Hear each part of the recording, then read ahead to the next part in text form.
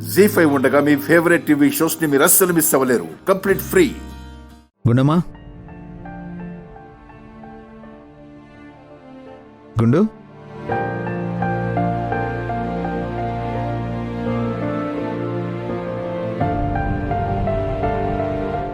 హే గుండు. ఏంటండి? పిలుస్తుంటే వినపడినంతగా ఏం ఆలోచిస్తున్నావు? ఏం లేదండి, ఒక చిన్న సమస్య. ఉన్న సమస్యలు చాలవా? ఆల్రెడీ రౌడీ వెధవల దగ్గరకు వెళ్ళి కత్తితో పొడిపించుకున్నావు. ప్రశాంతంగా రెస్ట్ తీసుకోకుండా ఏ సమస్య గురించి ఆలోచిస్తున్నావు? సమస్య నాది కాదండి. మరెవరికి? అది మా ఫ్రెండ్ ఒక అమ్మాయి ఉంది. ఏంటి ప్రాబ్లం? తను ఒకరి మీద లేనిపోని కోపంతో ద్వేషాన్ని పెంచుకుంది. 24 గంటలు వాళ్ళని ఎలా దెబ్బ కొట్టాలా అన్న ఆలోచనతో భర్తకి దగ్గర కాకుండా కాపురాన్ని పాడు చేసుకుంటోంది. అతన్ని అది దూరం చేసుకుంటోంది. తను చేస్తున్న పొరపాటు ఏంటో అర్థమయ్యేలా చెప్తే సరిపోతుంది కదా. ఎన్నోసార్లు చెప్పి చూశానండి, కానీ అది నా మాట వినిపించుకోవడం లేదు. నేను ఎందుకు చెప్తున్నానో అర్థం చేసుకోవడం లేదు. దాన్ని దారికెలా తేవాలో ఏదైనా సలహా చెప్పండి. నేనా? అవునండి, నాకు ఎన్నోసార్లు మీరు భలే సలహాలు ఇచ్చారు.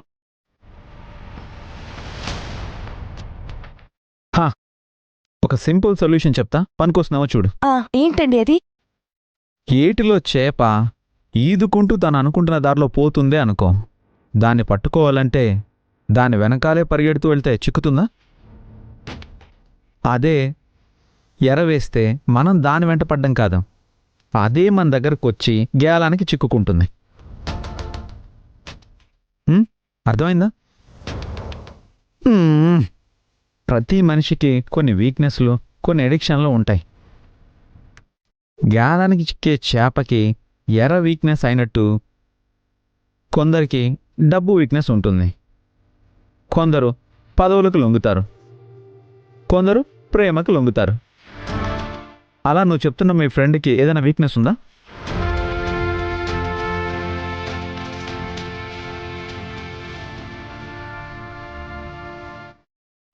అయ్యో, ఏమండి? మీరు సూపర్,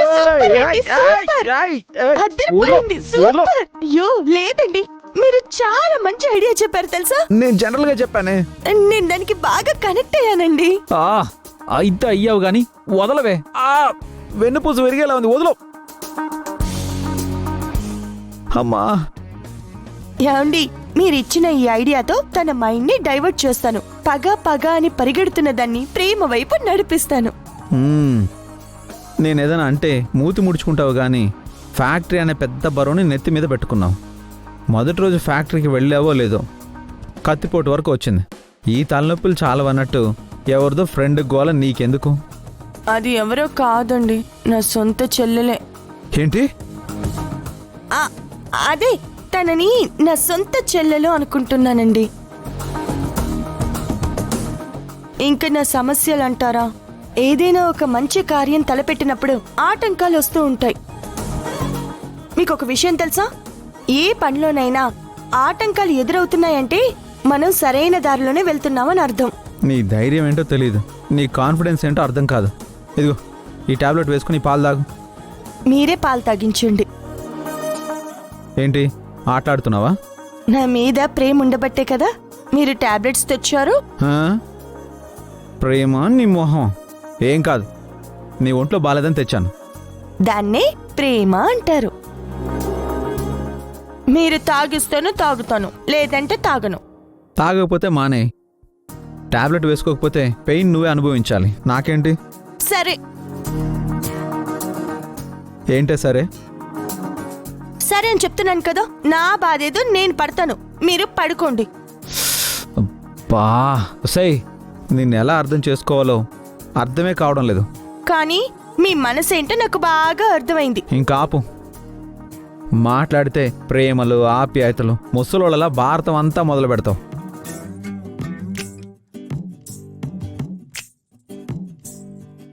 ఇదిగో. మరి పాలు? పట్టిస్తాను.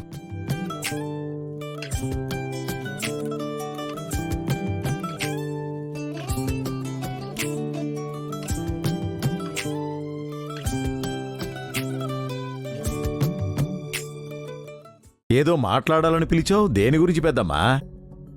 మా పరిస్థితి గురించి చెప్దామని. ఏమైంది పెద్దమ్మా? పెద్దనాన్న ఒంట్లో బాగోవడం లేదా ఏంటి? అలాంటిదేం లేదురా. అయినా ఇంకెంతకాలం ఉంటామని. అలా అంటావేంటి పెద్దమ్మా? నీకేం తక్కువ? మా అనుకునే మనుషులు తక్కువరా. మేం లేవా పెద్దమ్మా? మీ ఇద్దరికీ ఊర్లో ఉండడం బోర్ అనిపిస్తే పెద్దనాన్న నువ్వు ఇక్కడికొచ్చేయండి. మీ ఇద్దరినీ నెత్తిన పెట్టుకుని చూసుకుంటాం. మేమంటే నీకెంత ప్రేమో తెలుసురా. అయితే ఇప్పుడు నేను రావడానికి కారణం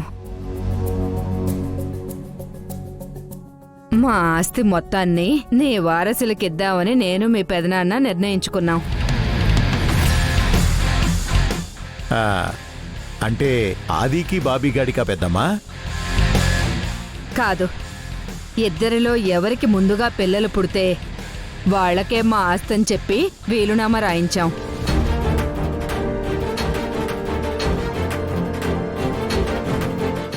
పిల్లలకా? ఆ, అదేంటి పెద్దమ్మా?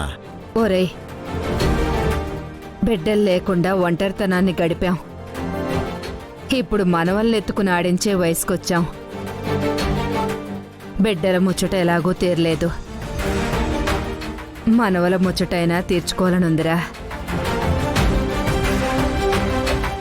అందుకే గుండమ్మ లోకేశ్వరిలో ఎవరు ముందుగా పిల్లల్ని కంటే వాళ్ల పిల్లల ముద్దు ముచ్చట్లు ఆడుకొని మా యావదాస్తిని వాళ్ళకిచ్చేస్తాం.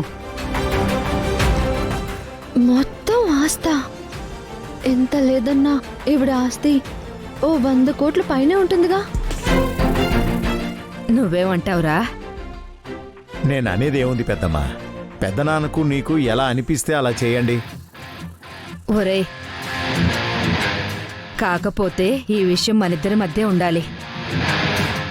నా అంతటా నేను బయటికి చెప్పే వరకు ఈ విషయాన్ని నువ్వు ఎవరితోనూ చెప్పకూడదు. ఏం పెద్దమ్మా? ఒరేయ్, పిల్లల్ని కంటే ఆస్తి దక్కుతుందన్న విషయం తెలిస్తే నేను ముందు పిల్లల్ని కనాలని నీ కోడళ్ళిద్దరూ పోటీ పడితే చచా, లోకేశ్వరి గురించి నేను మాట్లాడను గాని గుండమ్మ అయితే ఎప్పుడూ అలా ఆలోచించదు పెద్దమ్మా. ఈయన కంటికి ఎప్పుడు అది దేవతలాగా, నేను దయ్యంలాగే కనిపిస్తాను. నాకెందుకో ఆ గుండమ్మే ముందుగా తల్లవుతుందనిపిస్తుందిరా. మా ఆస్తి గుండమ్మ పిల్లలకే రాసిపెట్టుందేమో. మాట్లాడితే గుండమ్మ గుండమ్మని తెగ ఇదైపోతున్నావు. నీకేమైనా నెత్తి మీద రాయి పెట్టిందా ఏంటి? ఛ! ముందుగా పిల్లల్ని కంటే తన ఆస్తి మొత్తం రాసిస్తానంది కదా.